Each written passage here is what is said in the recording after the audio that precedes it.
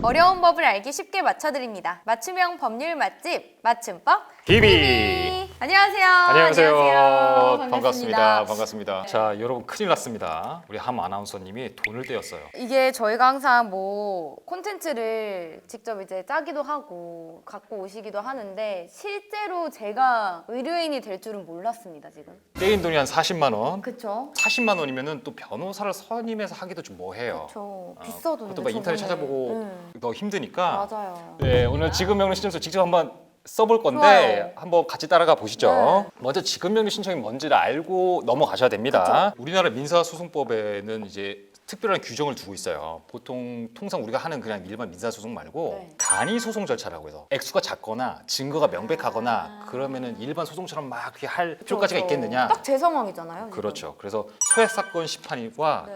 독촉 절차가 있는데 이 지급명령이 독촉 절차예요. 쉽게 말해서 네. 나한테 돈 줄 사람이 돈을 안 주잖아요. 그럼 지급명령 신청을 일단 보내요, 그 사람한테. 그래서 2주 안에 그 사람이 이의를 신청하지 않으면 네. 확정 판결과 동일한 효력을 갖고 있어요. 다만 그 사람이 2주 안에 이의를 신청하면 이제 네. 일반 소송을 넘어가는 그런 절차입니다.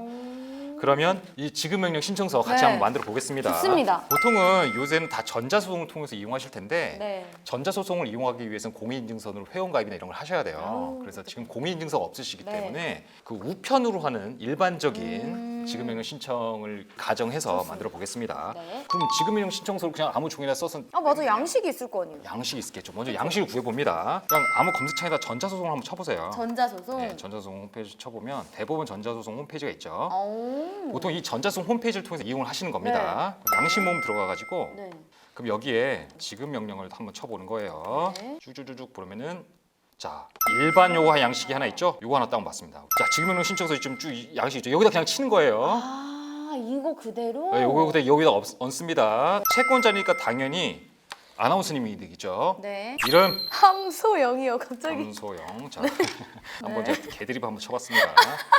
주민번호 아 951218.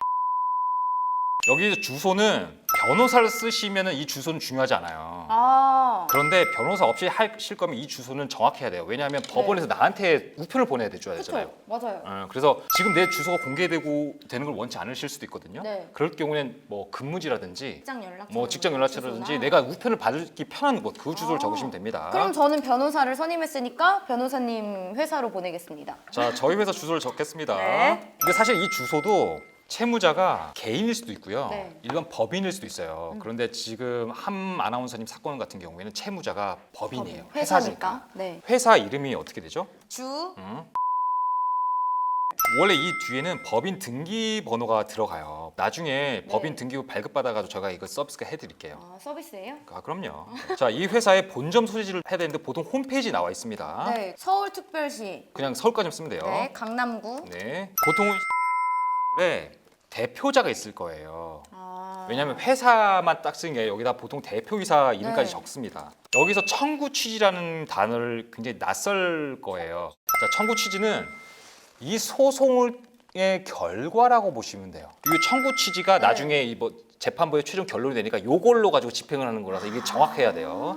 원래 민사 소송의 청구 취지는 이렇게 쓰진 않아요. 근데 네. 지급 명령이 이렇게 되는 겁니다. 금 40만 원. 자, 네. 세 자리씩 끊어서 쉼표 찍어 주셔야 돼요. 원래 이 돈을 몇 월 며칠 날 받죠? 원래 보통 이걸 말 정산입니다. 2022년도 7월 12일에 이제 일을 했거든요. 그러면은 8월 31일이 지급기일이잖아요. 네. 그러면은 그 다음 날인 2022년 9월 1일부터 이자를 계산해요. 제2랑 40만 원에 대하여 2022년 9월 1일부터 네. 이 사건 지급 명령 정보를 송달받은 날까지는 연 5% 이자를 받습니다. 아, 연 5%는 정해져 있는 건가요? 네, 법정 이율이에요.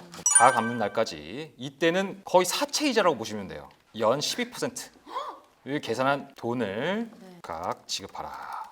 여기까지가 청구 취지가 되겠습니다. 자, 이제 독촉 절차 비용은요. 네. 인지대 법원에 인지대 송달료를 내셔야 돼요. 아, 맞아. 들어봤어요. 요거는 원래는 계산하는 공식이 다 있는데 이거를 머리 싸매고 할 필요는 없어요. 왜냐하면 여기 전자소송 들어가잖아요. 네. 자, 인지액 계산이죠. 네. 자, 민사 사건이에요. 우리는. 네. 근데 민사 1심 사건이 아니고 지급명령 신청 사건입니다. 아, 이게- 초가는 40만 원. 여기 40만 40만 원 달라고 네. 했으니까. 40만 원. 원 계산하면은 우와. 900원이죠. 근데 이거는 전자소송을 하면 10% 할인이 되거든요. 그래서 900원이고요. 실제로 우편을 내시면 1,000원을 내셔야 돼요. 인지대는 그렇게 하고 인지대가 1,000원이었고 쭉 보시면 신청서를 접수할 때 당사자 1인당 6회분 송달료를 내라고 했어요. 그러니까 법원이 그쪽으로 우편을 보낼 때 네. 우편 비용을 미리 내라는 거예요. 아, 우리한테? 먼저 내라는 거예요. 아. 그러면 이제 송달료를 계산해 봐야겠죠. 네. 자, 민사 지급 인용 신청 사건이죠. 그리고 채권자가 1명, 채무자가 1명이죠. 네. 계산하면 대략 6만 원 또 나올 거예요. 62,400원. 제가 내요? 먼저 내놓고 그 비용까지 다 받아내는 거예요. 아. 62,400원이죠. 그러면 여기다가 62,400원 씁니다. 자, 이제부터는 청구 원인을 잘 쓰셔야 돼요. 청구 원인이라는 거는 내가 저 사람한테 돈 달라고 했잖아요. 그냥 돈 달라고 하면 끝이야? 아니죠. 왜 돈을 받아야 하는지 그 그럼요. 이유를 써야 되는 그럼요. 거겠죠. 당사자들의 관계를 먼저 쓰는 거예요. 당사자 간의 뭐 계약 거래 내용 뭐 이런 식으로 쓰는 거예요. 채권자는 프리랜서 방송인이고 채무자는 어떤 브랜드를 운영하는 회사잖아요. 네. 어떤 브랜드죠? 브랜드의 소유권을 가진 계좌입니다. 네. 그리고 채권자는 2022년 7월 12일 채무자와 용역 계약을 체결했습니다. 여기에 주로 어떤 내용이 들어가냐면 계약의 구체적인 내용이라고 했으니까 몇 월 며칠 날 어디에서 내가 무엇을 해주고 그다음에 그 대금으로 얼마를 받기로 했다는 그 내용을 여기다 쭉 쓰는 거예요. 육하 원칙처럼. 그렇죠. 육하원절 쭉 쓰는 거고. 자, 그럼 여기서 끝이 아니에요. 나는 그 계약의 내용을 이행했다는 내용을 써야죠. 채권자의 내용 이행. 그런데 채무자의 채무 불이행이라고 나오는 거죠. 돈을 안 줬다. 언제 돈을 달라고 요청하신 적 있었나요? 계속 얘기했죠. 문자나 이런 거 통보하셨어요? 네, 그러니까 그 다이렉트로 브랜드한테 얘기를 한 게 아니라 저희는 중간에서 이제 관계자가 있기 때문에 그 업체 관계자분한테 얘기를 했죠. 그럼 업체 관계자한테 그 내용을 얘기했다는 그 증빙 자료가 있잖아요. 네, 그걸로. 네. 그래서 그 내용을 여기다 쭉 쓰는 겁니다. 이거 결론 부분은 그렇기 때문에 나는 계약을 했고 난 내일을 했는데 넌 돈을 안 줬지 않니? 이 청구 취지 내용이겠죠. 그쵸. 여기다가 독촉 절차 비용까지 포함하면 이거를 나한테 지급할 의무가 있습니다까지 여기다 써놓는 거예요. 간단하죠. 근데 이게 되게 꼼꼼하게 써야 되네. 상대방이 이의를 하면 네. 이거는 소송 절차로 넘어가요. 아. 어차피 꼼꼼하게 쓰셔야 돼요. 한 번은. 그러네. 딱 그냥 찍소리 못하게. 여기다가 첨부 소리는 뭐였냐면 첫 번째는 법인 등기부 같은 거 넣는 거예요. 네. 얘네 법인 등기가 뭐 대표자가 누구다 이런 걸 네. 알아야 되겠죠. 그리고 네. 실제가 이 등기된 이 정보가 맞는지 그것도 확인해야 되니까 두 번째는 뭐 채권자 뭐 기본 증명서라든지 뭐 이런 거 넣고 네. 세 번째는 계약 체결 관련 카카오톡 메시지 캡처 뭐 이런 거 넣고 4번은 내가 40만 원 달라고 했을 거 아니에요. 네. 용역비 지급 청구 관련 카카오톡 메시지 이런 거 있잖아요. 이런 거 넣고 여기다 채권자 함소영 서명하고 날인 우리 영상 하나 찍었죠? 맞아요. 서명 날인 이 영상 네. 확인해 보시고 연락 가능한 법원은 이거는 채무자 연락한다는 게 아니라 법원에서 연락할 때 저한테. 네, 법원에서 아니 아. 요거 자료가 미비됐는데라거나 보완해달라고. 아니면은 그 주소지로 보냈는데 우편물이 안 오는데 뭐 그럴 게 재판부에서 연락 올 때가 있어요. 네. 그때 그럼 연락 받으신 제보로? 적을 놓고 법원이 진짜 중요해요.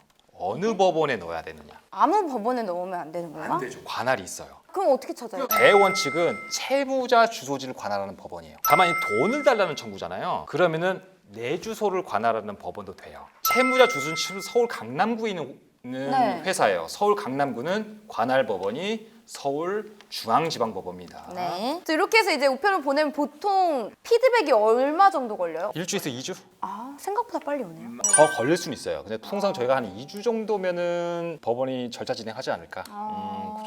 그 정도? 이렇게 해서 지금 저희가 오늘은 제 실제 이제 경험을 가지고 사건에 대해서 얘기를 해본 건데 지금 명령을 어떻게 작성하는지에 대해서 알아봤습니다. 혹시나 저와 같은 상황이 있거나 아니면 이럴 경우 어떻게 해야 되냐 뭐 질문이 있으시면 댓글 많이 남겨주시고요. 우리 오 변호사님의 멋진 이런 계획력 한번 잘 봤습니다.